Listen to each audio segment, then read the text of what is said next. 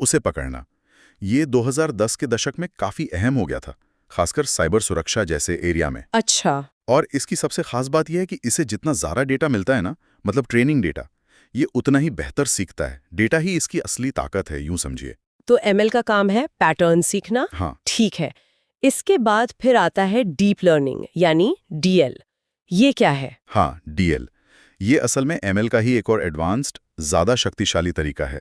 इसमें artificial neural network इस्तेमाल होते हैं। न्यूरल नेटवर्क हाँ। जैसे इंसानी दिमाग में होते हैं। हाँ, कुछ कुछ वैसा ही। मतलब उनकी बनावट इंसानी दिमाग के न्यूरॉन्स के नेटवर्क से ही प्रेरित है। और इसे डीप इसलिए कहते हैं क्योंकि इन नेटवर्क्स में कई परतें होती हैं, लेयर्स होती हैं। अच्छा, कई परतें। हाँ, और यहीं से चीज़ें और दिलचस्प हो जाती हैं। इन कई परतों की वजह से डीएल मॉडल बहुत ही जटिल पैटर्न समझ सकता है, ऐसी चीज़ें जो शायद इंसान भी ना देख पाए। वाह। लेकिन इसकी एक चुनौती भी है। कई बार ये बताना बड़ा मुश्किल हो जाता है कि मॉडल किसी खास नतीजे पर पहुंचा तो पहुंचा कैसे। वो अंदर क्या कर रहा है, ये ठीक ठीक पता नहीं चलता।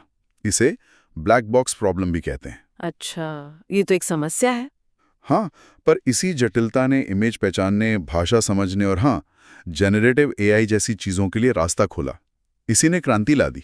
और अब आते हैं उस चीज पर जिसकी आजकल सबसे ज्यादा बात हो रही है, जेनरेटिव एआई। ये फाउंडेशन मॉडल्स पर आधारित है ना? जैसे कि लार्ज लैंग्वेज मॉडल्स, एलएलएम्स। बिल्कुल।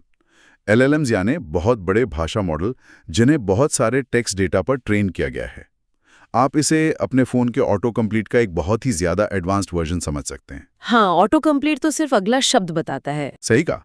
लेकिन ये सिर्फ अगला शब्द नहीं बताता, ये पूरा वाक्य, पूरा पैराग्राफ, कोड लिख सकता है, यहाँ तक कि तस्वीरें, संगीत, ये सब जनरेट कर सकता है, मतलब बना सकता है। बना सकता है। यहीं पर वो सवाल उठता है कि क्या ये सच में कुछ नया बना रहा है? हाँ, ये एक बड़ा सवाल है।